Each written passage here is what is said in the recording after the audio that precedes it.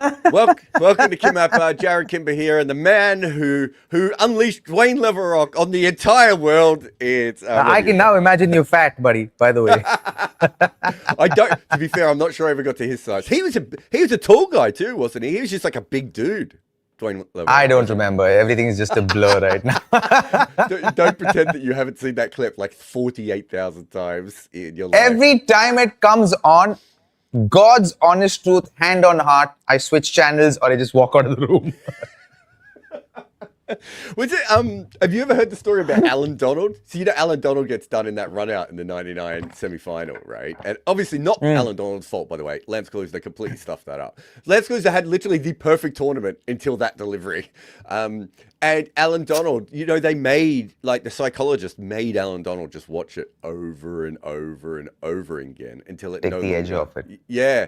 I'm just saying. If you ever want to have a watch party where it's just Dwayne taking that incredible one-handed hanger off you over and over again, I'm down for that. We could do a live, like a 1 hour thing, or let's fly to Bermuda and get the big man on the podcast. And Yeah, let's do that. Let's do that. Like, I wouldn't mind doing that. But I'll tell you what, this one didn't scar me as much as a drop catch of Dwayne Bravo scarred me in 2006. So I dropped a catch when we were playing in India, West Indies, bilateral in West Indies. And I dropped a sitter of a catch and affected my confidence quite a bit. And I had to work with an NLP practitioner to actually overcome that whole thing. So I replayed that thing in my head so much and when recreated that memory and made it into a funny memory. And then I worked on my fielding again, then got the confidence back with my fielding again. Till then, talk to me. It had a huge impact on me. Talk to me. What kind of catch was it? Where are you fielding? Was it Deep square leg? I was running in. I think Zahir Khan was bowling. He pulled the ball. He just came into bat. And then, the arrogance of a youngster where you're like, this is like a freaking piece of cake. And I ran and I did this and it just went through. I remember. And then he went on to score 40, 45 or 50 or something after that. And I was like, Did they win the game? I think they did. Oh, God. I remember, like, I was always really good at caught and bowls, right? And I remember getting the last game of the season. You would have so much time for cotton bowls because the ball would take an eternity to get to the bat, so you could really position yourself. I was such a slow leg spinner. That was a big reason, right? Like, I literally had longer weight than a normal spinner. Yeah. And so I never dropped a caught and bowl. Like, if I did, it was when I was really young, right? And so for Knock like on wood. And then I was about 17, 18. I played in a game and a guy hammered a ball back to me into the middle of my hands and I dropped it. And it was the last game of the season. And I remember for the next 6 months, I couldn't get that out of my head. And then the first one I got the next season, I dropped, right? And literally that's what my coaches had to do a similar thing. I've literally like take me back. And what they did is I would bowl in the nets and someone beside the nets would just whack a tennis ball after I bowled the ball until I just got so used to the balls coming back. It was like I forgot about all the other things. But it's weird how you have to like trick your brain into these sorts of things. Like it doesn't. Yeah, really. Yeah. It plays such a huge part, man. Have you ever played with anyone who genuinely had the yips? Yeah. I've played with, I remember Aaron Finch for a while had the biggest yips against Bhuvi.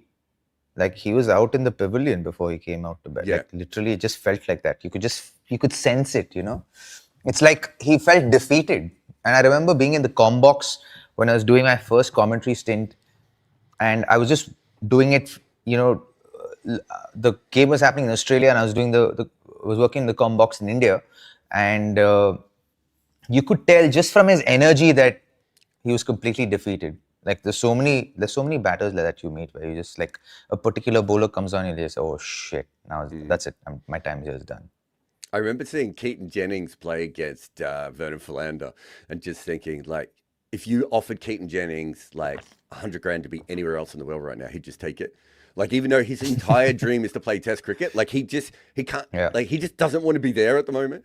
So I played with a woman called Rosalie Birch who played for England I'm trying to think when she finished playing. She played for England up until 2016. So she was there like when it turned professional, right? And she was an all-rounder. But mostly an off spinner. So 37 one-dayers for England, 46 wickets at 18 she had, right? And then she got the yips and she couldn't land the off spinner anymore. right? And so I was playing in like a charity game where I convinced her to come back and play like a game. I don't think she played in a little while because she was really struggling. And in the warm-ups, I was wicket keeping and she's bowling to me in the warm-ups. And just like that beautiful English off spin where it drifts away and comes back and you just like, and I was really, really excited about keeping to her in the game because I don't get to keep too many really good spinners. We get out in the game and there's a young guy batting in front of me and he's like, this is the woman who plays for England. I was like, yeah. First ball, I take above the batter's head on the full. Boy. Second ball, she misses the pitch wide.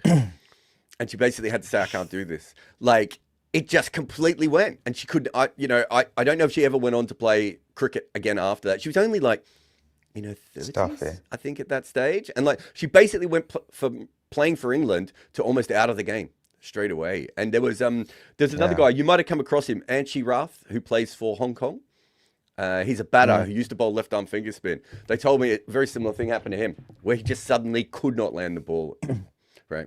Anyway, I don't know why we're talking about all this because we always do. The other bowler I can remember is Dan Cullen. Have you heard of Dan? You know Dan Cullen, the Australian off spinner.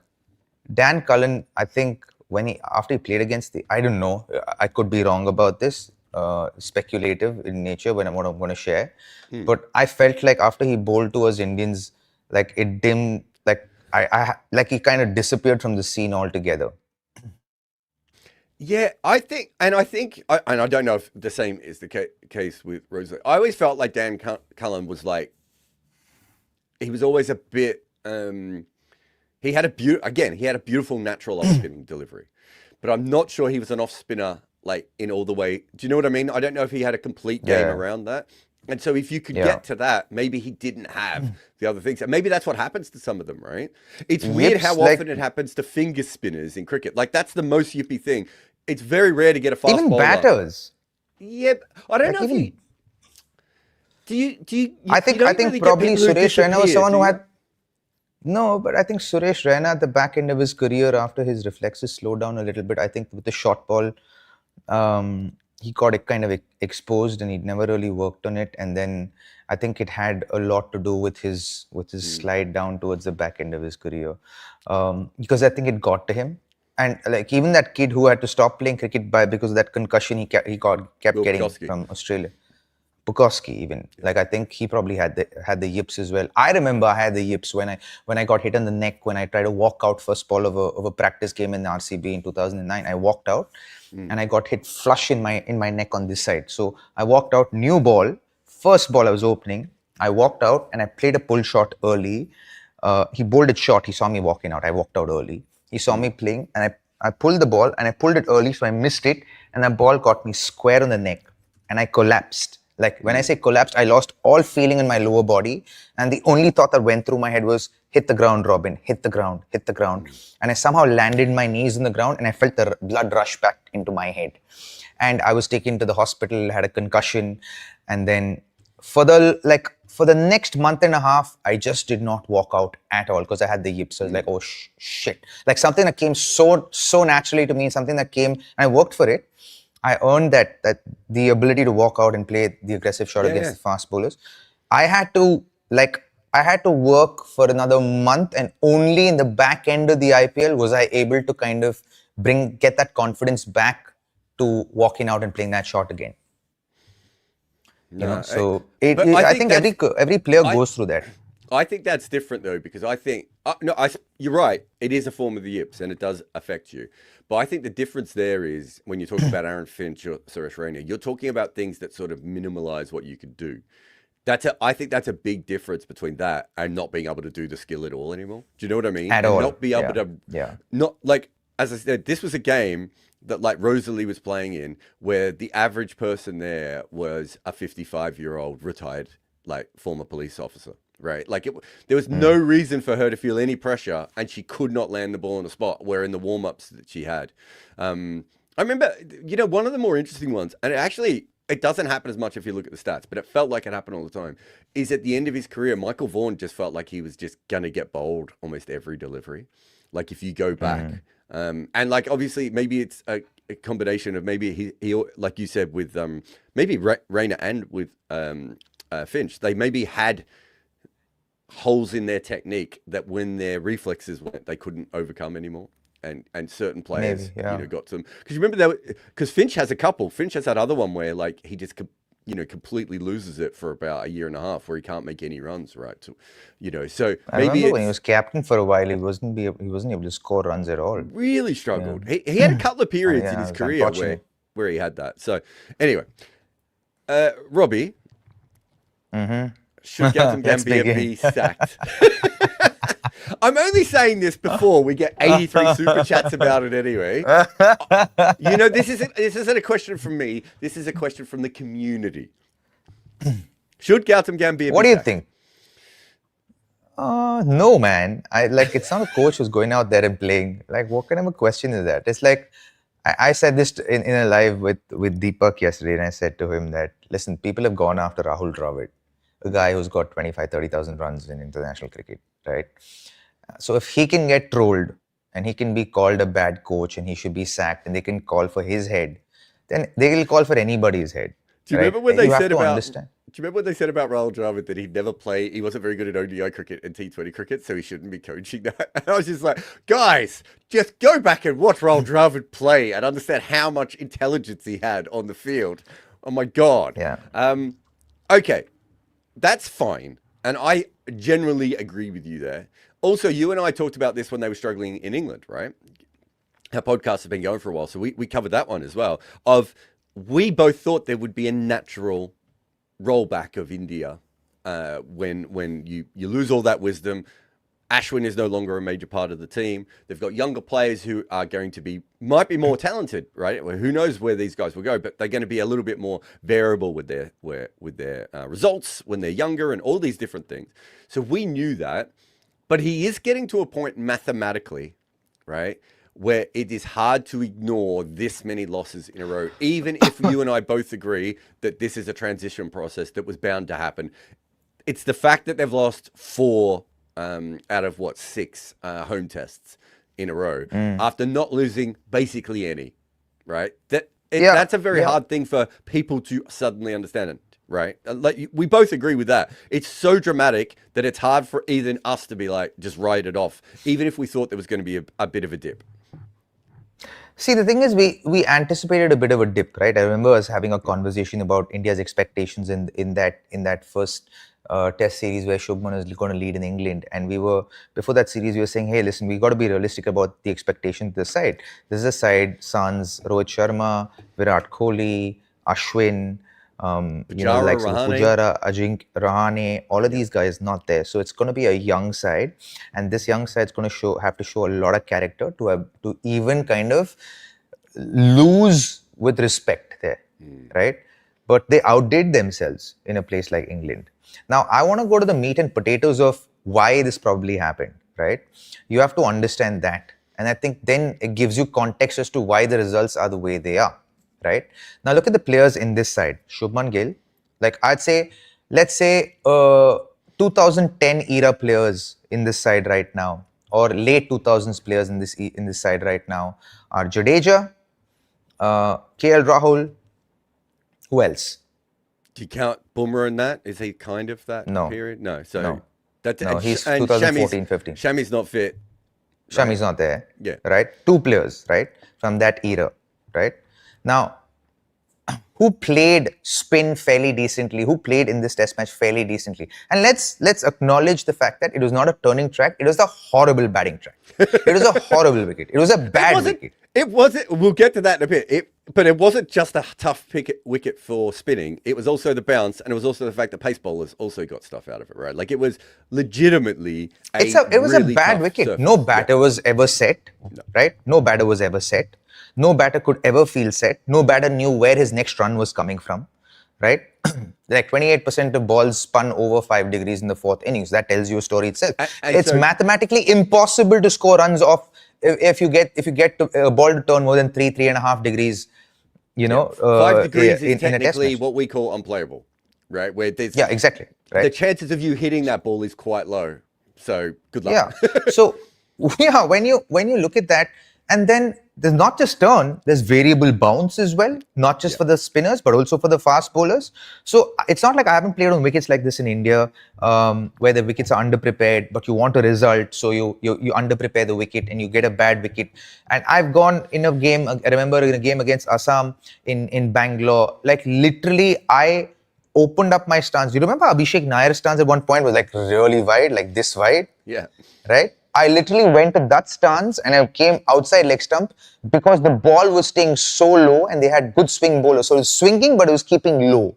So literally to get my leg out of the way and play on the front foot so that I don't even take a chance of going on the back foot, I opened up my stance. So there are ways you can score runs, but you need to have the experience and the ability to change your technique to be able to score those runs, right?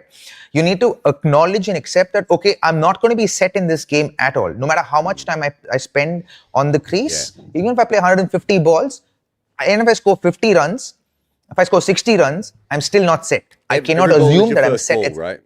Every ball is your first ball and every ball is potentially your last ball. So you got to bat with that intention. So if you're going to bat with that intention, then you got to switch into a mindset that helps you score runs and also helps you stay at the crease as well. So you need to be really decisive with your footwork. You need to pick your areas as to where you're going to score your runs, to which bowler, where are the single opportunities so you can rotate the strike. How do you build a partnership? There's so much that goes into this, right? And okay, now let's come back to these two players. These two players made their debuts 2011-12, right? Around that time. But they've been playing first-class cricket since 2010. Jaddu's been playing since 2006 or 7, right? They have played on wickets in India that have turned in Ranji Trophy. Now, any of these kids post that era, right? Say 2014-15 era onwards, like, which is predominantly what the team consists of today. From your Shubman Gill to Washington Sundar, who's your number 4? Who's the number 5 in this? Dhruv Jurel to Yashasvi Jaiswal. All of these guys have grown up on and playing Indian domestic cricket on predominantly seam-friendly wickets.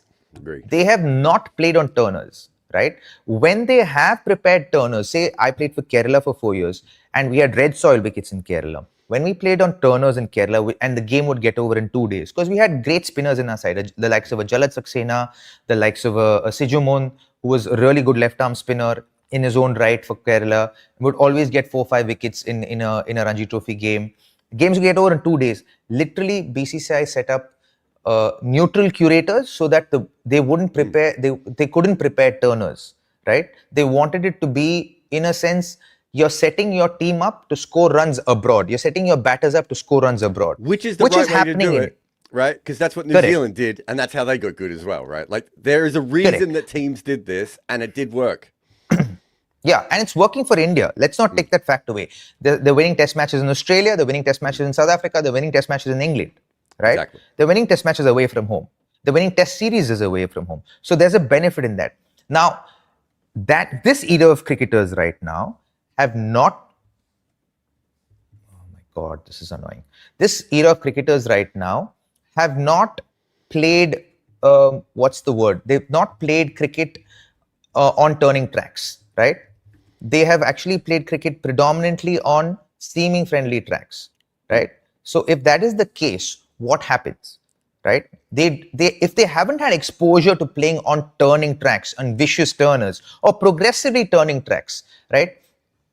Then if you haven't had the exposure to it and you haven't had success with that, then you're not equipped enough to do this at the highest level, right?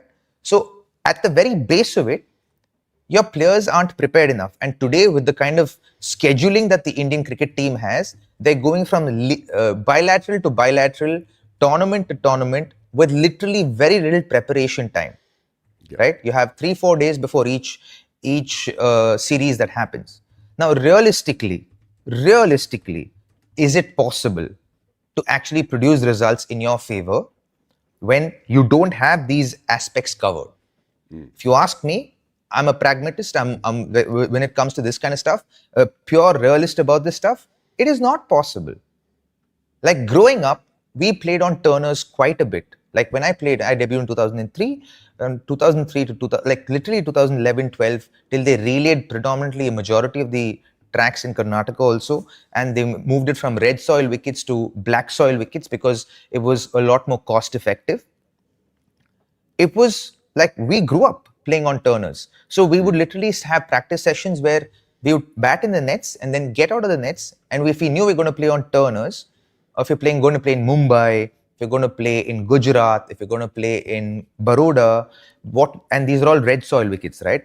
Then we would actually get out of the net, have someone throw off spin, left arm spin, leg spin to us, put cones around a silly point short leg, backward short leg, and make sure we defend in front of the pad. Make sure we don't get a bat and pad at all. Make sure if we're not defending with the bat, then we're catching it on the body. We got used to these things. These are preparatory stuff that you do before a game or lead up to batting on turning tracks. Do the boys in this current Indian side have the knowledge? Are the coaches telling them to do this, practicing this before a test match? And do they have the time to build this up into their muscle memory so that it feels natural and they have confidence with it when they go into a match at the highest level? I don't think so. I don't think they have the time to build that up. So here's my thing. I think everything you've just said is correct, right? And I think there's a big part of that. This new generation is much better at playing seam than previous generations of India, and that makes sense. But the guys you grew up with also were not handling these tracks particularly well. Virat Kohli wasn't making runs at home. KL Rahul wasn't making runs at home. Pujara went from being one of the world's best ever players of spin to really, really struggling, and Rahane couldn't make any runs at home, right? So we have to understand that if those guys were making runs before when they were normal spinning tracks, that when they upped them to these kinds of spinning tracks, the overall averages should be lower anyway. So if you were bringing in a generation who are younger, again, who, as you say, don't have that kind of experience, and also the other thing that you didn't have to deal with, right? Certainly when it came to, Test cricket and everything else, or first class cricket, is DRS. Which is another big advantage. So you're talking about getting your bat in front of your pad and everything. But in the old days, you could smother the ball on those kinds of wickets with your bat and your pad together, right? And just be like, it doesn't matter. As long as it doesn't get past me, that's all that really matters. And I'm not going to be giving out LBW. The third thing that's changed is the pace of bowling, right? When I talked to Rahul Dravid for the book, that was the first thing I wanted to ask him. I was like, I want to know about how you help young people play spin when the spin is quicker now. And he said that when he was coaching India, I think it might have even been when he was coaching the underage teams, he kept saying to everyone, use your feet, use your feet. And eventually the players are like, we can't. This guy's bowling too quick for us to get down to him more than once or twice and over, right? And if you look at Pujara, even towards the end of his career, he wasn't using his feet the same way he had at the start of his career, right? Because the bowling, all the spinners had got quicker. Yeah, the trajectory changed, the pace changed, overspin went away, side spin, underspin came into play. So it didn't make sense stepping out. Exactly. And if you look at it now, what used to happen was that spinners wouldn't always attack the stumps every single delivery. Like if you go back and you watch Bisham Beatty bowl, he would quite often bowl spells where he bowls wide off stump because he's trying to drag you and move you around. No one does that anymore, Robbie. Everyone just bowls straight at the stumps the whole time because they know one mistake from you and you're out LBW, right? And so it's not just that new generation, and I do agree. I think first class cricket has changed in India, right? Like not just the pitches, but also the amount of cricket that people play when they're coming through, right? And all these sorts of things. So you get a situation. Oh, this is good. This is good. Do you know what this is? I forgot we were bringing this up actually. So this is Simon Harmer's pitch map, right? In the fourth innings. I'm trying to read it. I think it says fourth innings. Might be the whole test match. So if you can see here, so all the ones that are red or orange. Yeah, all the ones that are red or orange are to the right-handers, I'm assuming, and all the ones that are blue and teal are to the left-handers. So you can see how few deliveries he's bowled that are going to miss the stumps, right? The vast majority of the balls he's bowling to the right-handers there are going to hit the stumps. Maybe these couple of short ones up here are a bit short. They might go over the top, right? And to the left-handers, he's got a little bit that are a little bit wider, but he might have also come wider on the wicket there. To be able to bowl those. But the vast majority of his stuff is on the stumps. And so he's hitting that length at a decent pace, right? It's hard to use your feet in the way that you used to. And especially if you're a left-hander facing Simon Harmer. So Simon Harmer took 8 wickets in this game. Do you know how many of those were left-handers? I don't know. 6. 2? He basically took six, Dhruv okay. Jurel twice, right? Correct. And then everyone else was left-handed that he went up against. It's a very different game. And so when you bring a pitch like this was an extreme pitch, and we'll get to it in a moment, the full details of it, right? Simon Harmer, we both agree, is a world-class quality spinner. He hasn't played 100%. as much for South Africa because of Kolpak. He also hasn't played as much because he's better against left-handers than right-handers, and Maharaj is better against right-handers than left-handers. So you're probably going to pick your left-arm finger spinner ahead of your right-arm off spinner in most international games. Dane Pete was around. Dane Pete's a really good bowler as well. There's plenty of reasons why Harmer hasn't played as much as he should have. But he's an international quality bowler. He worked out the pace on this wicket, and the ball was ragging. You are supposed to go out to Simon Harmer in these conditions, right? And you talked about before the extreme batting. Have you ever gone back and watched the Sunil Gavaskar in his last Test innings against Pakistan when the pitch is just going through the roof and the ball's not only spinning but bouncing up at his head? Bangalore, right? Yeah, Bangalore. I think you're right. I think it was in Bangalore. And he actually says in that he had to change his entire batting technique in order to make runs on that wicket.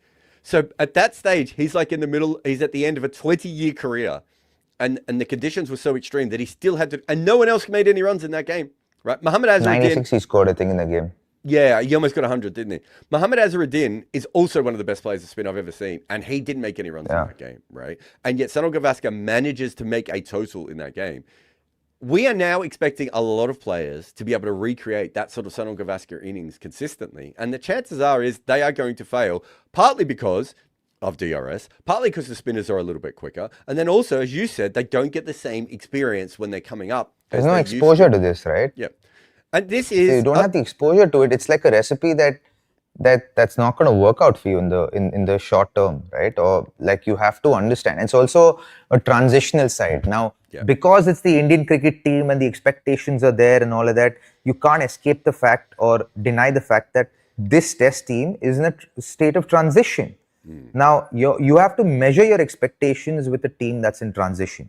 You can't expect them, whether it's home or away, you can't expect them to perform the way they've performed in the last 10 years in Test cricket, or in the last 5 years in Test cricket, or the last 8 years in Test cricket. You have to be realistic about where this team is, what is the potential of this side. Does this team have the potential to be WTC champions? 100% they do.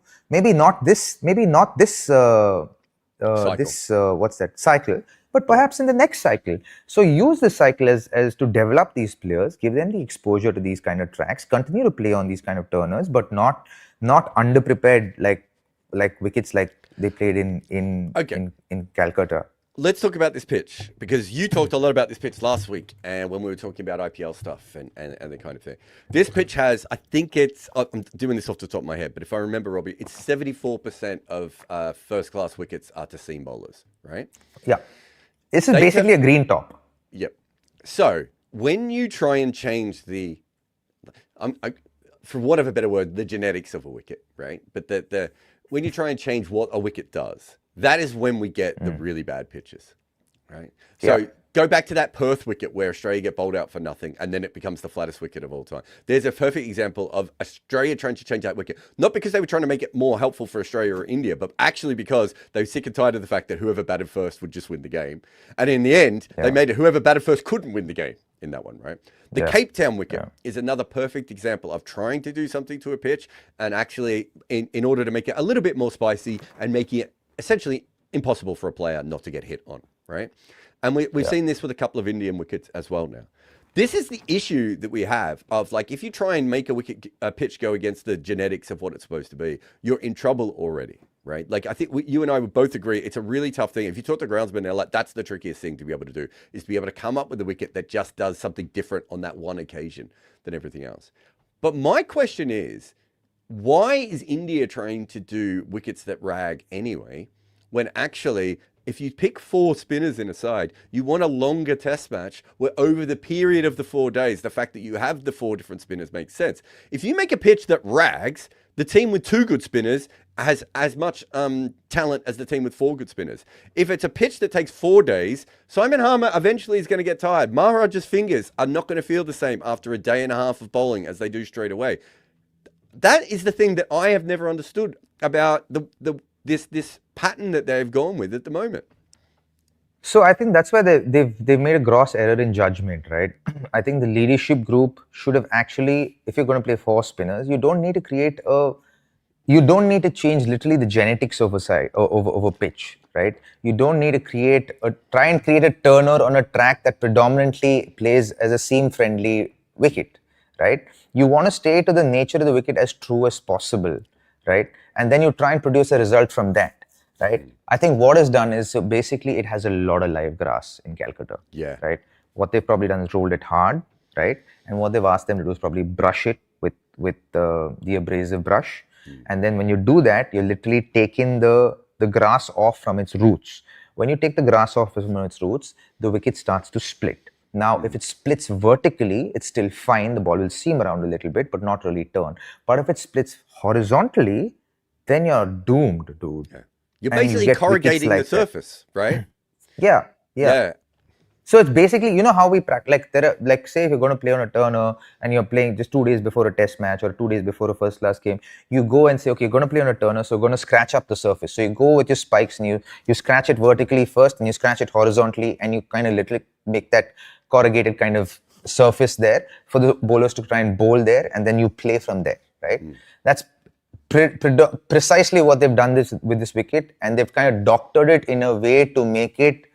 And it's become, I thought they assumed, which is where I think the misjudgment has happened. They assumed that it'll be a turner, but it just ended up becoming a very bad wicket, right? This isn't, like, it became an absolute punt, right? At the end of the day, like any team could have won this game. Like the team that defended better ended up winning the game.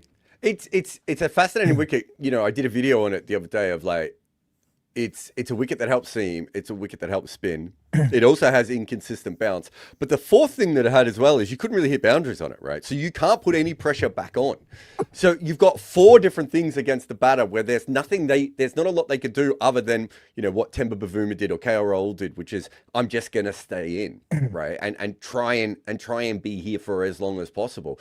And again, on a wicket like this, there was always going to be a ball with your name on it as well. Like there's only so much 100%. of that you can do as well. So it really was so and tricky. then that so many demands a different lot directions. of grit, no? Yeah. Jared, for you to score runs on such a wicket, you need to have immense self-belief, a lot of grit, a lot of determination, a lot of acceptance that, okay, I'm not going to be set. I got to be comfortable with that. I'm not going to hit out. I'm going to find a way to create the ebb and flow of my innings, play in first gear and play in fourth gear, and keep moving between 1 and 4, 1 and 4, 1 and 4. Right? That's how you score runs on turning tracks. So your approach should be how you would score runs on a turning track. You need to be really decisive with your footwork. Are you going on the front foot? Are you defending on the front foot? Are you playing aggressively on the front foot? Or are you playing defensively on the back foot? Or are you playing aggressively on the back foot?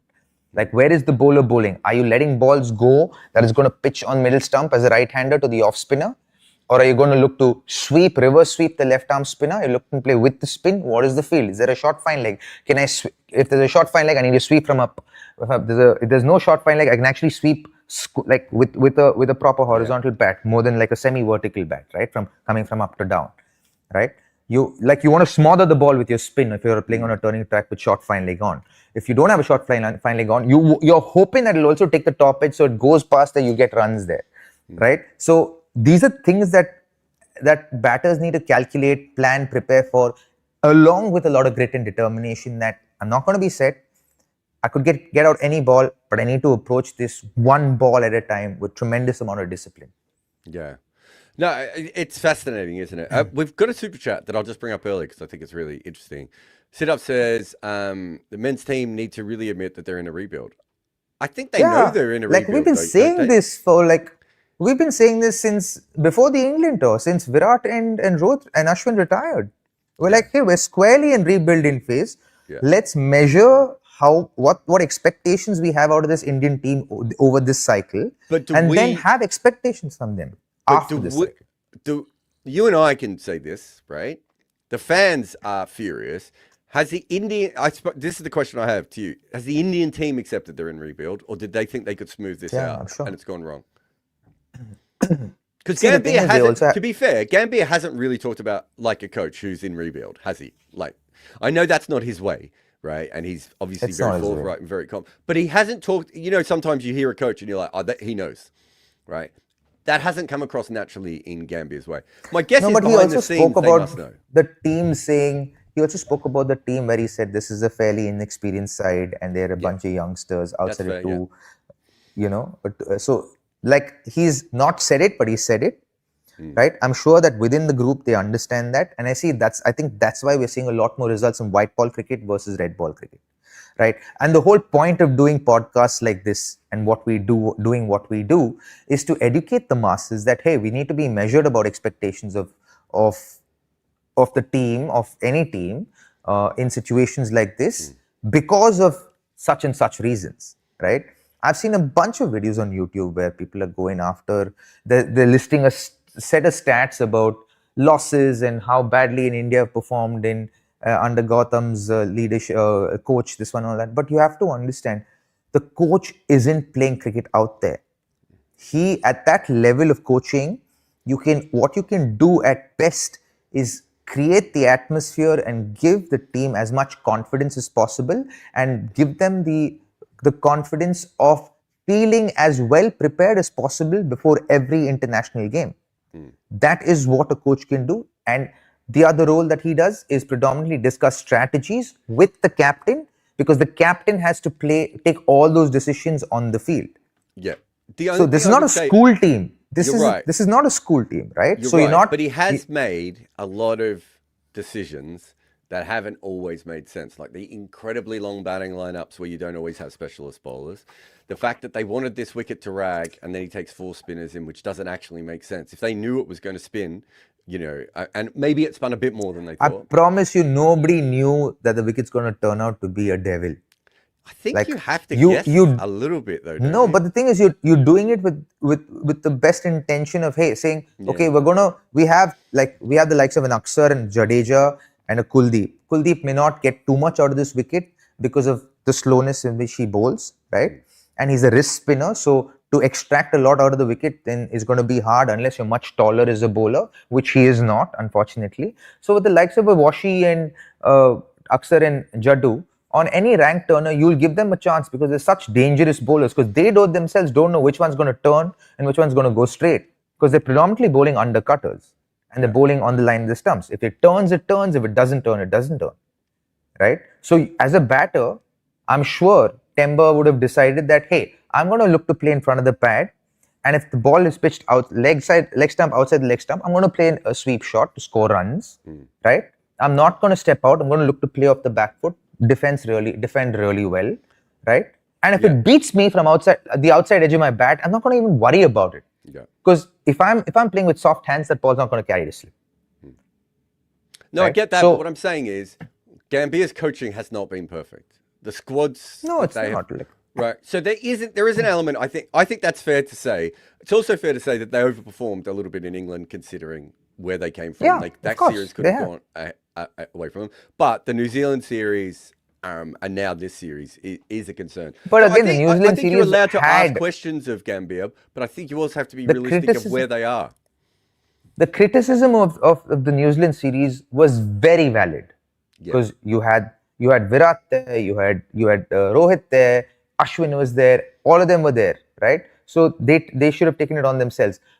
Not justification, my understanding of or reasoning as to why did that loss happen in that series, what I could come or land on was the fact that they just won the World Cup just before that, right? And they knew that they had specialists in that test series, and they thought that the specialists would turn up for them. So the guys who won the World Cup just probably took their foot off the pedal for that series and hoped that someone would turn up, because more often than not, generally somebody in Test cricket does turn up, right? They probably thought the likes of Shubman Gill, who didn't play the World Cup, would turn up because he would have been raring to go. KL Rahul would have turned up because he would have been raring to go because he didn't play the World Cup in T20 World Cup. Nobody turned up, right? And they lost 2 test matches before they knew it, and then they went to the third test match feeling deeply under pressure, still trying to pull off a victory, and then didn't win. Which is, for me, that is my understanding of perhaps why that happened. Again, speculative, it's what I think.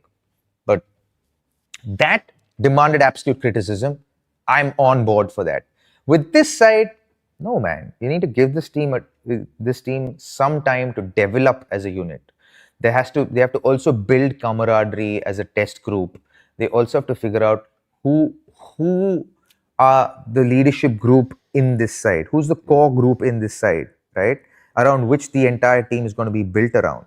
There's so many moving pieces at this point in time, and Indian cricket is in flux anyway because of the amount of cricket they play in the year. So you have to be pragmatic about this stuff. This super chat from Occam's teaser says, I understand why the Indian batters are objectively worse against spin now. I don't understand why they're relatively worse compared to New Zealand and South African batters over a test. Sample size. What are the visitors doing that we are not? So preparation. I'm playing far less cricket than India. So they have a lot more time for preparation before a tournament. Like when New Zealand came, Rachin Ravindra spent 2.5-3 weeks in the CSK academy playing on red soil wickets. They'd also been playing in Sri Lanka, right, before that series. Yeah, before that as well, right? But if you look at what they did in that particular series, no one had really ever swept Jadeja and Ashwin successfully over a period of time. And strategies. Because Ashwin and Jadeja were not, especially in Ashwin's case, was not quite at the same level. That wasn't something he was used to going up against. And if you talk to old spinners, that's usually when they know it's time to go. If they've never been successfully swept, that means their best delivery can't be swept. And suddenly, if they're being swept all the time, it means that maybe they don't have the drop or the top spin down, or whatever it may be, slowing down and all those sorts of things. So I think if you look at it from that perspective, I don't think you would say that South African batters actually out-batted the Indian batters in this particular one. Temba Bavuma was one guy. Yeah, right. Only Temba. One guy. What happens when you have some of these pitches that we're talking about, right? So there's been a couple of them in these 4 test matches that Occam's talking about here, which have been what I have called coin toss pitches, which means you're actually taking the skill away from the players at a certain point. Yeah. And you're saying, if you go back to that Pune test that Australia won in 2016, it was a perfect example of they made it so full on that essentially one Australian batter helped win them that test match, right? And Steve O'Keefe takes all those wickets, never taken really that many wickets ever before or since, right? Takes all of those wickets and does that. And so, and we've seen this with with a few other times that India have lost at home. When you do that, you can go too far. And once you go too far, you make it so that it's a coin toss, it's a drop catch plays a big part in it and everything else. The test matches that India can't lose are the ones that go for 3.5 days, 4 days, 4.5 days, because they're so much more talented than everyone else. And that talent will eventually come out. If you shrink it down to like a day and a half, it's just random, right? Yeah, then it's just that's what I said. It's an absolute punt as far as strategy is concerned right now. Did you see the West Indies? There are so many things to talk about this. Yeah. So the West Indies beat Pakistan. There's too much cricket happening. Dude. Yeah. So they beat them in a test match. Because Pakistan, how Pakistan's changed their wickets to be like India now, right? So they're trying to do ragging pitches.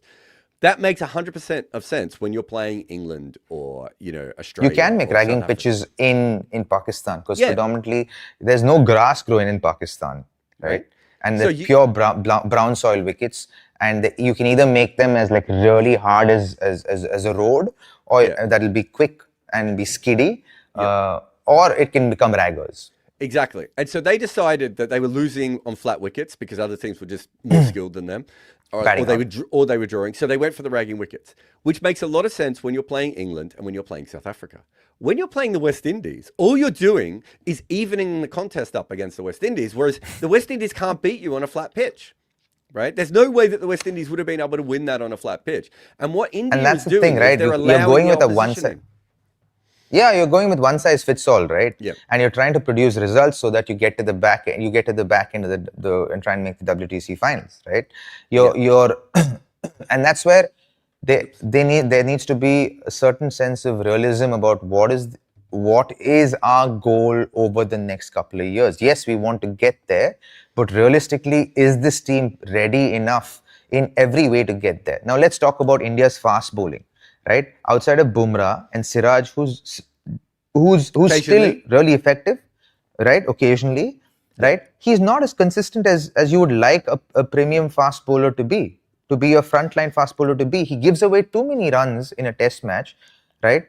He can be a lot more disciplined. I'm not taking away from the fact that I think he's an incredible fast bowler with His best a ball is great brilliant. attitude. Yeah, right. He's amazing, but the discipline is not there yet, right? The discipline to sustain elite level test performances from a fast bowler is not there yet. We're missing a third fast bowler. They're trying out Prasidh Krishna, Akashdeep, and a bunch of other guys, right? But we don't have, in all honesty, a confirmed third fast bowler in India for India right now, even for away test matches, right? We don't have one.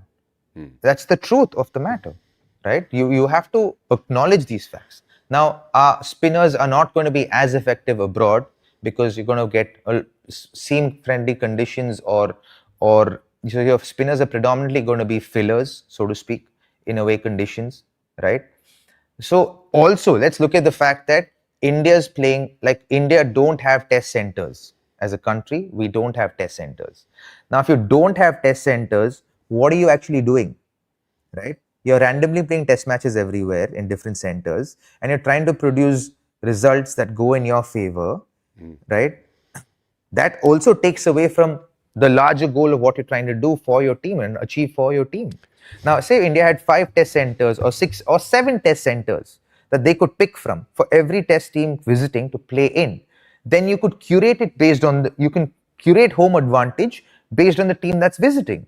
You could have played this test matches. If you played with this test matches in Ahmedabad, you could have played on a progressive turner that would have taken this game to the 4th or 5th day. That should have produced results for you in the 4th or 5th day. It would have been a great test match to watch. Right? India are not doing that. And like Virat has spoken about this, when he was captaining India back in 16, 17 or something. And I think India is missing a huge advantage here in home conditions by playing test matches randomly in different centers. That also adds to all of this. No, I agree. I think it's fascinating. But I have another question. Who's the best test team in the world right now, Robbie? Pregnant pause. Loading. I'd have to say England. I don't even know. Oh, no. Actually, is it South Africa? Given South Africa, yeah. It might be, but there's no obvious answer, is there? Right? The fact that, no, like, India and Australia, South Africa and England all have different kinds of claims. You can't give it to India right now with what's happened in the last year. So you take them out of it. Australia just lost the World Test Championship to South Africa and are a very fragile team because of their batting. South Africa is getting their act together, but I don't think they look like a dominant side right at the moment. They look like a good side, but not a dominant side. And England still has Crawley and Pope. And, I'm not sure who England's like second and third best bowlers are, realistically. So it's hard to tell you who the best team in the world is right at the moment. It's a really interesting one. You probably go with SA on recent form, but I don't know if you say it with like your full chest, right? Like you're probably like South Africa maybe. Yeah, absolutely. I think South Africa seem to have a lot more pieces in place than the other sides. They're the most complete of the 4 main sides, right? Like as in, they don't, like if you look at someone like Dazorzi, who is like a bit of a fringe player for them, I don't think he's an automatic selection right at the moment, but he's not far away from that. Like he walks into England or Australia's team in the top order, right? Like without any question at the moment. And yet, so they just have a few extra pieces, I think, that some of the other sides don't have. But yeah, it's a fascinating thought. That's the period of Test cricket we're in. And it's so, as I just said, West Indies beat Pakistan after Pakistan had started winning a bunch of games. Sri Lanka almost got to the finals of the WTC not that long ago out of nowhere. Like New Zealand have played some, beat India and then struggled straight after. Like this is, without wanting to steal a phrase from the NBA, this is like the parity era of Test cricket, where you suddenly look around and go, even if we have a best team, they're only like marginally better than like the 4th best team. Yeah. Right? They're not like massively better than the 4th best team. Yeah. Right. And so it's really, really, it's a fascinating period of time that we have. And that's why last year was maybe the most chaotic year in the history of Test cricket, right? Because there were so many upsets, because there really aren't that many dominant sides who were rolling at that point. Yeah, there's not a lot separating any of these top 4 or 5 teams. I think a lot of these teams are in like the stage of filling up a lot of fillers. They need to fill up a lot of slots there. So I think the team that feels like, okay, they have most of their pieces in place are South Africa. Agreed. Australia, like even this Ashes, Australia, I think will start from behind. And if they bowl well and the batters turn up, then I think they they they will come into the series. But I think in the Ashes, I think England go with a strong upper hand simply because of their batting. Their bowling might suffer because their bowling is not all there yet. I think that's where, so one team's bowling is stronger than the other team's batting, and then vice versa. So that's what will make the Ashes interesting. Well, the Ashes is the natural segue here. Are you aware of what Australia's bowling lineup is going to be in the Ashes for the first test? No. So Cummins has been injured. So we're assuming that Cummins' first test, if everything goes to plan, is maybe the third test. There is a possibility he's fit for the second test, but the third test looks much more likely. And now Hazelwood is missing the first test. So Australia's big. Why is he missing the missed test? So he played a Shield game and had a mild strain. I think it was a hamstring. It was definitely leg. It was hamstring or calf. It was sort of soft tissue injury. Bowling like a dream in that series against India, man. Right. Like, dude, I was like, how will they contend against him? Yeah. So not having Josh and Pat Cummins, shoosh. And the first test is in the first test is obviously in Perth. And if you look at England's attack, they've actually picked their entire bowling attack thinking they're going to play it in Perth every single game, because they've got Cass, they've got Tongue, they've got Wood, Jofra, and even Atkinson. I'm not sure he's probably better in some of the other venues, but even he, is going to be okay in that. Suddenly, the better bowling side is going to be. I'm not saying that England automatically become the better bowling side, but Australia is going to be Boland, who struggled the last time he played against England, but was brilliant the other time. Stark, right, who I think has been bowling better in Test cricket for a long time. Nathan Lyon, who basically has been playing as a batter in his last couple of Test matches and was dropped for his most recent game, right? And probably Brendan Doggett, who's going to come in, he's similar, I think, in some ways to sort of like a Matt Henry type bowler, but maybe not quite at that level. And then they'll probably try and use Cameron Green, and if they can fit Bo Webster in as well, they'll use Green and Webster. It's suddenly a lot more open, though, for that first test. England have to win it, though, Robbie, because the second test is a day-night one. And as we know, Australia are so far and away better than everyone else in day-night tests at batting and bowling, mostly Mitchell Stark, when it comes to it. But they are so much better at that if you don't win that first test, you're in all sorts of trouble, right? But yeah, I think no Hazelwood. Yeah, go on. No Hazelwood at Perth with that bowling attack. There's a chance. 100%. I think England going to that first test match with their tails up, trying to take advantage of the fact that Australia don't have a lot of their pieces in order. And that looks like a very strong England first test squad, man. I think who would miss out from here? As in, tough one, eh? Who would you drop from this 12? Who have they got? Someone. It would probably just be one. It'd probably be Bashir. I don't think I'd pick Bashir. You pick 4 fast bowlers then? 5 fast bowlers? I mean, the issue that you have in Perth is that, as we saw last time, when the pitch flattens out in Perth, it flattens out like nothing. Right? Like, do you remember when it looked like Australia might never take a wicket again when they were bowling to India in that Perth test? So that's where you don't want to be caught without a spinner. But I think I back my pace bowlers. I mean, yeah, I think I probably would back my pace bowlers and just take a punt and not pick Bashir, which is a shame because Bashir might not play too many test matches if that's the case. But yeah, I don't know. I just think you have to win the game. I'm not sure if Bashir helps you win the game. But I like this fast bowling attack they have, man. They have Jofra, Gus. Gus is really good. I think he's underrated. Yeah, Mark underrated. Wood, who's ready as I think everyone overrates him. No, man. I like Gus Atkins. No, I think he's a really good bowler, but I think there's this feeling because he averages 22 in Test cricket that's the level of bowler he is. And I'm like, he's probably a 26 or 27 average bowler. No, But he's I a think really good he's really player. good. He's a very handy player because of his Still- batting as well. Yeah, yeah. Because he only needs to I make have runs a for them feeling. twice. I have a feeling. You think they drop Brendan Carse and play four fast bowlers in Bashir? I think he's Because the Ben Stokes can also bowl, so you have three there, and I then think, you have yeah. Mark Wood as well. I think the issue with Carse, I think the issue with Carse is if you're going to play him in Australia, doesn't the Wacker make the most? It's not the Wacker. The Perth Stadium make the most sense. Do you know what I mean? Like, I think you're right. I think he's the one. So coming into the last summer, I thought he would be a really, really important player in Australia, and I was very disappointed with the way he bowled against India. Right? He's not the quickest, isn't he? In the shed, he's what, mid 130s? No, he's a bit quicker. He can get to. He bowled a couple of spells at 90, didn't he? He can get. He's quicker than Atkinson. Carse is quicker than Atkinson. No, I don't think so. Is he? Yeah. Really? I think so. Yeah. Interesting. Okay. Certainly his top end speed, I think, is quicker than Atkinson. But the problem is that we saw him limp around in some of that last series because he gets a sore toe and he can't always bowl at the top. And I think that he's kind of a one-trick bowler.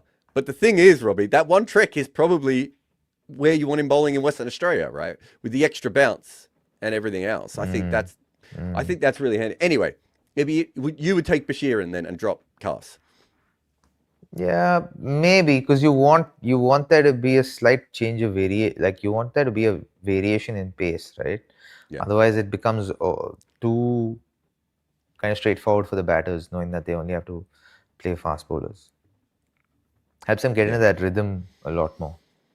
Yeah, I mean, obviously Root can bowl. The other player that they have, who I don't think they're planning on playing in this particular test, is they can bring Will Jackson as well, right? And give themselves him and Root slightly different kinds. No, they won't. They've already announced the 12. No, so they won't I'm bring saying Will in Jackson. future. I'm saying in the other test matches. If they want. Yeah. The thing is, again, you could argue that Carse and Bashir, the test matches they should be best suited to, are the Western Australian one with the extra bounce because they're both taller guys, right? Like that's almost where you want both of them to play. Right? But I think part of the issue is that Carse didn't bowl as well, and that they want to fit Atkinson into this side, which I think makes a lot of sense. Yeah, sure. You know. Anyway, I think it's fascinating to see where they go. All right, let's get to who's going to win the Ashes, Robbie? Oh no, I'm not answering that one. Go to hell. You tell me who's winning the Ashes. That's the correct answer. I think we're a big chance of it being 3-2. I don't think England can win the Ashes if they don't win the first test, though. If they win the first test, I just think because the second test is the day-nighter, and so the chances are they're going to lose that. And so if they lose the first test, or even if it's a draw somehow, they're just behind. What if England surprise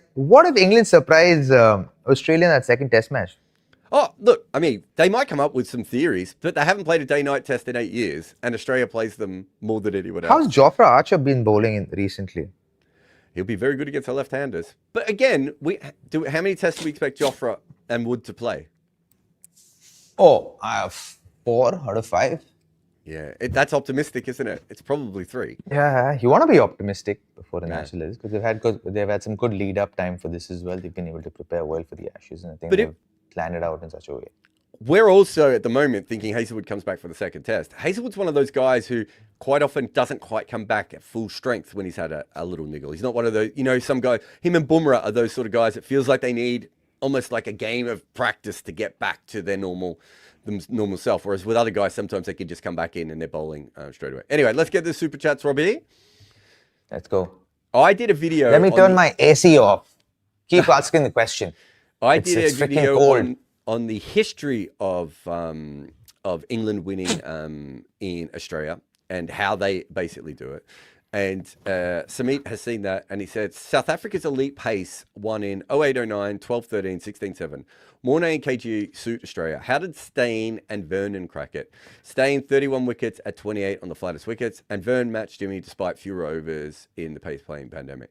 So one of the things that with Stain is that Stain is one of the greatest flat pitch bowlers of any seam bowler we've ever seen, and Australia is a flat pitch country. Right, those days, not anymore. Certainly not now. But back when South Africa were winning, Stain was actually brilliantly set up to play in Australia because he's such a good flat pitch bowler. And that's kind of what you need when you go to Australia. I think that's one of the issues that England and New Zealand have always had is they don't always have great flat pitch bowlers because their seamers are used to having helpful conditions, whereas some other Shane teams Bond is really good. Yeah. I'm not. I mean, Shane Bond didn't get the. Shane Bond actually didn't take any wickets when he played in Australia. He struggled a lot but he only played 2 Test matches. But I think Shane Bond would have been fine in Australia. But Shane Bond is the outlier. How many other great flat wicket pick bowlers have I had? Neil Wagner would be another one, right? They don't have a lot of bowlers whose main skill is that. Whereas I think Stain is that kind of thing. So, and Vernon Philander bowls very much at the stumps. And if you can do that in the 3rd and 4th innings in Australia, the wickets do actually crack a little bit. And if you can keep the stumps in play, whereas Jimmy would bowl, I'm talking about early Jimmy, would bowl outside of stump a little bit more. And so he's a little bit different a kind of bowler than Vernon Philander. But that is why South Africa do well in Australia and a lot of other teams don't. They actually come to Australia with a bowling attack that is suited to Australian conditions, whereas most countries don't. And that's where Australia has such a big advantage. Yeah. Jessica gives us a super chat. Thank you very much, Jessica. And then we've got, is this Rib? Rib Hug. Ribu Ganguly. I would have gone Rib Hug Angley. But I now see that is not the name. We need spaces on this. Like, is the heavy ball different for professional women and normal cricket? I thought it's just something to expect when a guy can beat me up is bowling. Why it is such an important factor? So a lot of the heavy ball comes from the backspin that you put on the ball and also the height at which you bowl from. So I think if you look at someone like Annabelle Sutherland, she doesn't bowl as quickly as a lot of the other women, but she probably hits the bat a little bit higher than everyone else because of the height, and harder than other players. And I think the best one of modern time would probably be Marizan Kapp, who, if you have a look quite often, you can actually see when the ball hits the bat, the women's hands sort of shake a little bit more. Like if you go back, not so much now, but peak Marizan like 4, 5, 6 years ago, you could see that. So, but it's not as much of a thing because they don't have as many strong, taller bowlers who can do that to begin with. Yeah. Good one. I'll get this up eventually. Blue Eagle 21 says, thoughts on the Pandya trade to Mumbai? Trade like this throws the league off whack. Cap hit is way lower, the potential auction price, and demolishes parity. Okay. You know how I feel about this? It was a terrible trade. When you're doing a trade in the IPL, you've really got to think about exactly how you change the opposition as much as you do anything else. Like, it's a really tricky situation just to be able to do that. And I think that when Hardik went across, it was just too much of an advantage for Mumbai compared to, it's too weighted in the wrong direction. Anyway, Blue Eagle, again, with a Mumbai question. Why are Mumbai Indians much further than everyone else across franchises at scouting players and getting the best out of them, preparing for different situations? Robbie? Well, I think they have a great scouting system. I think their scouting system is really deeply entrenched, and the fact that they actually send scouts not just to domestic cricket in India, but they send them to every other league that's played around the world. Yeah, so they're really good at scouting internationally. So not just looking at players who are playing other leagues, but they're also looking at fringe players at the practice sessions who are playing other leagues as well. So they also have a huge developmental strategy in place as well for players who they see who possess deep potential. So they work with them as well. I think that's what makes them a very successful franchise. And they do everything in their strength to get the preparation as good as possible to help the cricketers get the best chance to be able to be successful. And I think that's what they do. There are few teams that do it really well. I think Mumbai do it really well. Chennai do it really well. KKR do it pretty well as well. And who are the teams that have had the most titles, right? Like, I don't think that's a mistake of, having talked to some of the other sides, it is very hard to get some of the other owners to invest in development, right? But actually, that's your best thing to be investing in other than anything else. And in fact, you could make an argument that if you should be going to places that are potential future hotspots in India and setting up academies and literally just like, bring through a machinery of players in that kind of way would be better than what some of the teams do at the moment.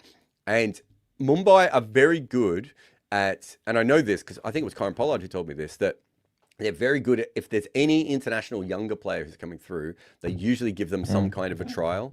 So Pollard was telling me that he played against a lot of these younger good players in the nets because Mumbai had flown them over to do that.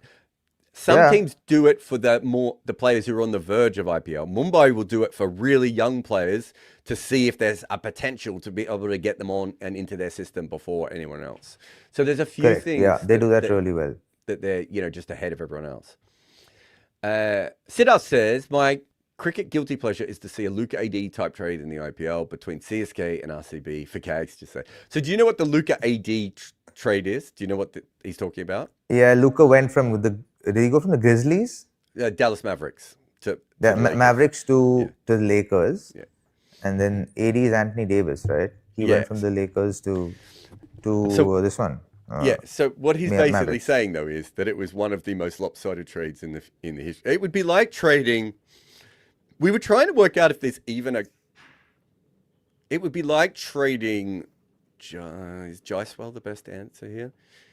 It'd be like trading Jaiswal for. No, Luka's been in the system a lot more than Jaiswal has. Yeah, I know. He's been like the spearhead for How the old's Mavericks Jaiswal now for though? at least 21, 22? 24? 24. So Luka was 25 when they made this trade. But he had been more of a star consistently. So it would be like trading Gill for a. Let's say, give me an equivalent to AD. I think Luka's better than Gill though. Like I think you can build your team more around Luka than you can around Gill. It's kind of like trading a 25-year-old Jasprit Bumrah for 31-year-old Sky, I suppose. Right? Like maybe that doesn't work as well. Would you compare AD to Sky? AD is skillful. AD was Abhishek Sharma for Rohit Sharma. That's a fair one. That's a nice one. Yeah, I think the age difference doesn't work perfectly there as well. But yeah, I think so. Anthony Davis was a great player, right? But he was. But you have to factor in that he was already over 30 when they made this trade, and that 7-footers over 30 usually degrade, right? Quite quickly. Yeah. So do you know what it's like? It's probably like trading like a 24-year-old Bumrah for a 31-year-old Malinga, right? I'm not sure that AD's quite at Malinga's level, but you know what I mean. But you have to be that's a fair comparison. Yeah, because you have to be like, well, if he's over 31 and he's a fast bowler, how many more years do you even get out of him at his maximum anyway? Yeah. Anyway, it's one of the more fascinating trades in sporting history, and it also shows the nice one, Siddharth. Actually, it's got us talking about basketball a little bit. It's pretty cool. It's from my perspective of like it's all well and good for me to take the piss out of every single cricket trade, but basketball has had a very, very good system of trades over a long period of time, and they still had a very that trade window is open through the year, isn't it? It shuts just before the playoffs. But yeah, there's all these technical things with trades and contracts, so you can't trade players. It's fair to shut it off before. It's fair to shut it off before the playoffs because you want to have. But yeah, it's basically running the vast majority of the year. But there are some players, and that's how it should be with the IPL as well. I think that's the way it should be with the IPL. So they're not taking this beyond the startup stage. It's just so baffling, dude. It's like you're like the leading cricket league in the world. You're mature now. You're 18, 19 years old now. Like, dude, like just get on with it. Like, stop with the mega auctions and the mini auctions, and like just keep the trade window open through the year. Have mini auctions all the time. Stop with the mega auctions. The draft, like get rid of the auctions. Like for crying out loud, like get rid of the auctions now. You could not be singing more to my heart of just. I've been saying this even when I was playing, bro. I know, it's so, and people get really frustrated. They're like, oh, the mega auction, and I'm like, yeah, I'm not saying that it didn't serve a place, and I think it was a really interesting concept. But you are I don't know what this is. They're not going beyond the entertainment mindset at all. Like they're just doing this for like because it's good, it's great TV. Like draft can be great television. You'll get your fans engaging with that stuff. You'll create fan loyalty, like deeply entrenched fan loyalty. And I think very little is being done from a television standpoint for fans. So my draft thing, I probably told you this before, is to have 2 drafts, right? Because what you do is you have the young player drafts, right? India and Yeah. overseas players, and then you have the player draft for the players who've played in the game, 100%. but don't qualify to be in the players who don't qualify for free agency yet, right? And then the senior players, once you've played, name your 35, 50 IPL games, you become a free agent and you can move wherever you want at that stage. But also, we don't have enough teams, and the tournament isn't long enough. Like this, you're right. It's still being played like the Big Bash, which is a little like a pop up for 2 months, and it's like it's a league. It's like a huge league. Let's move it forward. Let's get to that thing. So I'm 100%. Just get it going. I think, to be honest, I think this league should be let me say it, a 6-month league. Yeah, I've been saying that for about 15 years. Right? Almost from the start, I was like, surely that has to be the goal. Otherwise, what are we doing here? Because if I'm a team owner, I don't just want 2 months of my team playing, right? I want a season. And then it's so much more spaced out. Then you can actually have international fixtures in between that.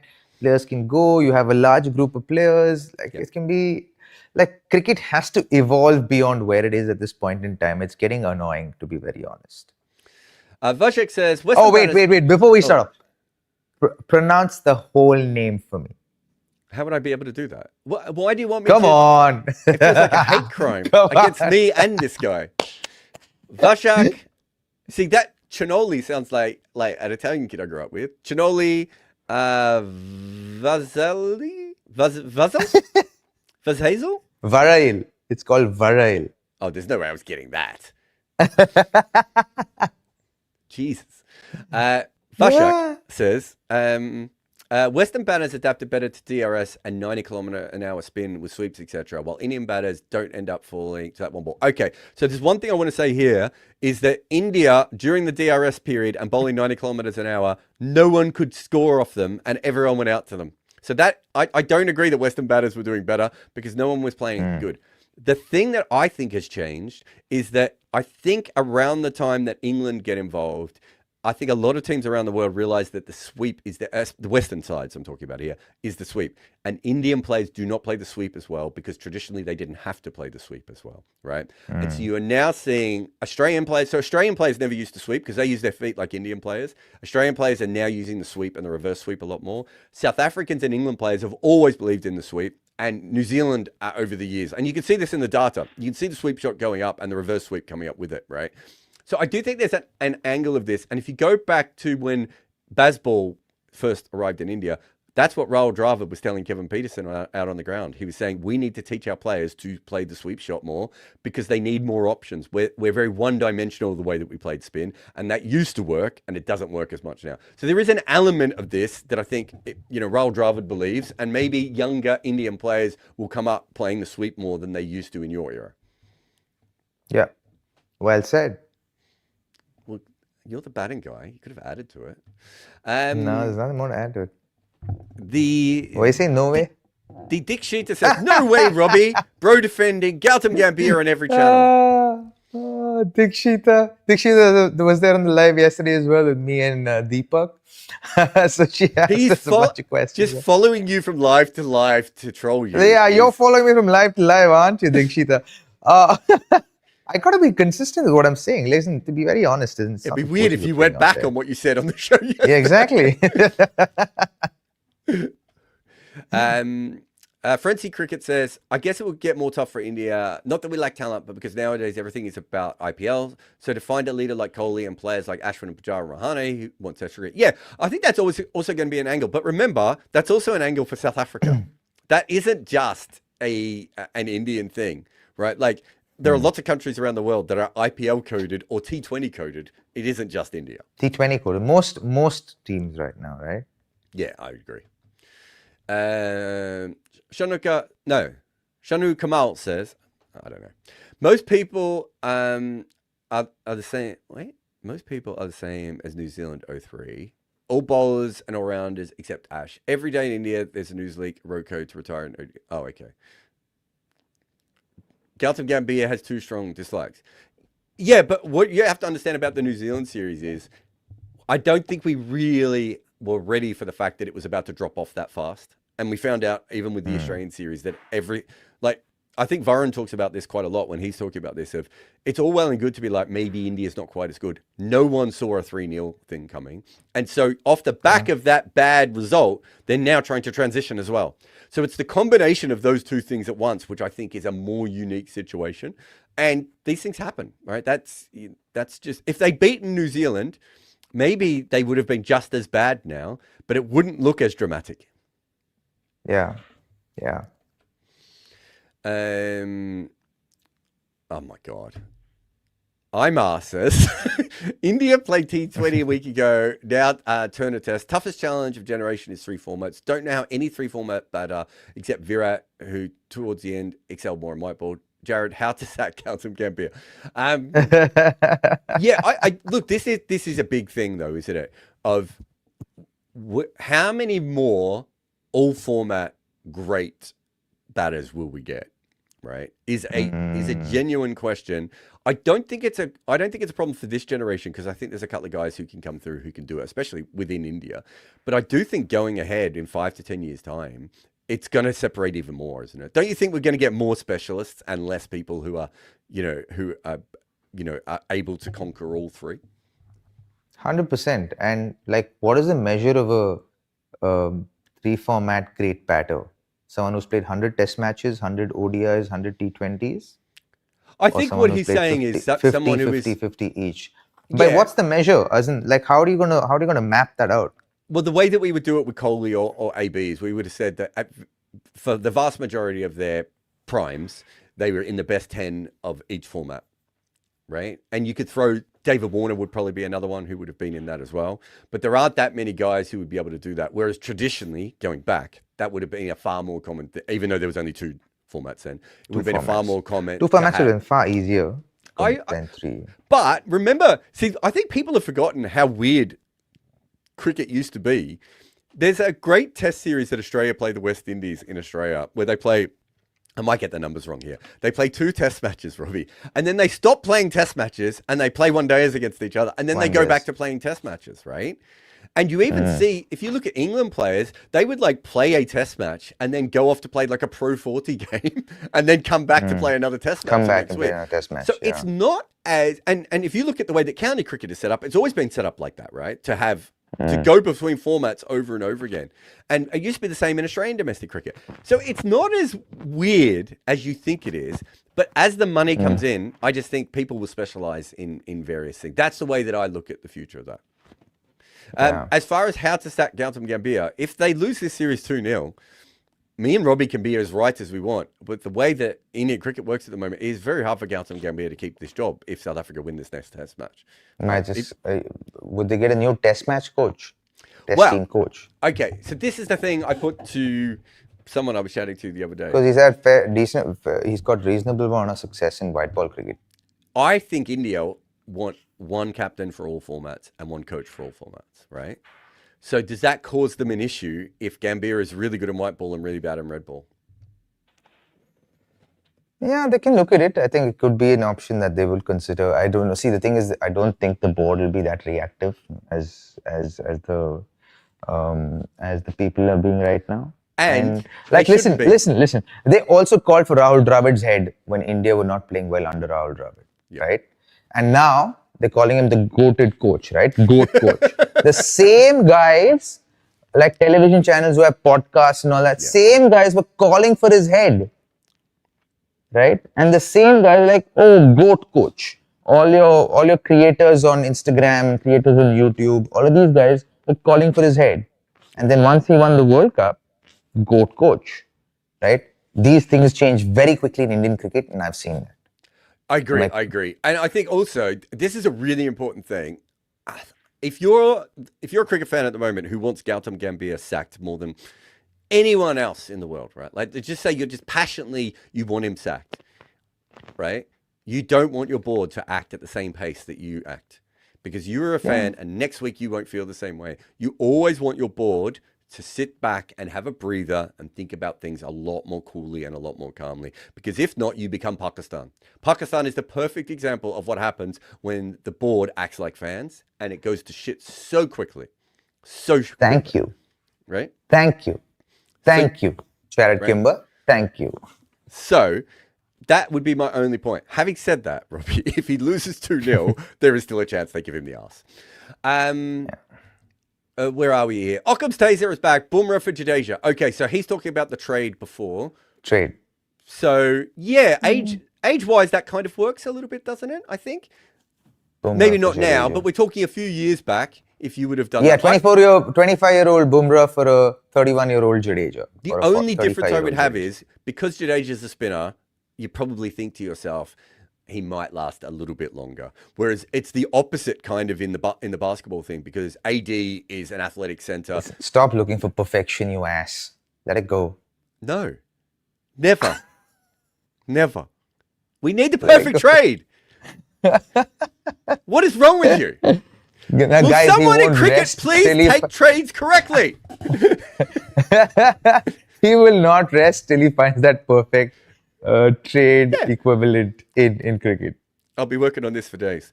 Just a shout out as well. I am going to the to Delhi this week for the. Tell us about your visa process, Jared Kimber. No, because I don't have the visa in my hand yet, and I'm not ever talking about that until it's in my hand. Did you know that?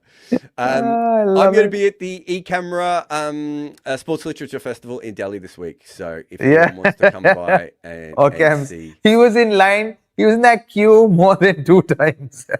I've spent a lot of time. He was bitching and moaning about this for the last 10 days. No, it wasn't. I love India. I love everything about the country. I would never have complained about it, Robbie, and you know that.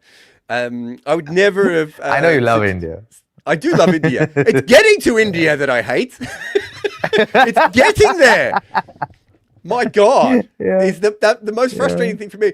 I think I sent Robbie a message at one stage going, it would have been quicker for me to swim there than try and get this visa. So yeah, if you can come, if you buy Delhi and you can come to the festival, I don't know, I'll be there for a few days. I'll try and see if I can do a meetup. I'll be hanging around there anyway at the festival. Oh wait, when you come in, by the way, when you go to India?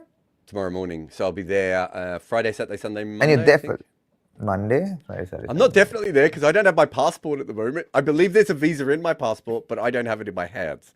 So until I see it in my hands, I won't believe it. But yeah, the ticket's been bought anyway, so hopefully it goes ahead. Andy just said, re-auction, you still have to buy the majority of your squad under a hard salary cap. You can only gain an advantage from paying retentions under the table. Without it, Mumbai would have the entire India team. Andy, go and have a look at how many titles Mumbai have won. This whole idea that the mega auction brings parity doesn't make sense. A draft actually quite often helps the teams at the bottom anyway. We won't go into it now, but there's plenty of things that need to be said. There is an element though of like these, you know, me and Robbie one day we'll get Robbie a couple of shandies in to explain what happens behind the scenes in the IPL and all those sorts of things. But we'll see. If you're in Delhi, I'll see you soon. If you're in Dubai, you can see Robbie walking around the streets or any paddle court that you go. Please like, subscribe. If you listen to us on audio, give us a 5-star review. We will be back very soon for more KimAppa.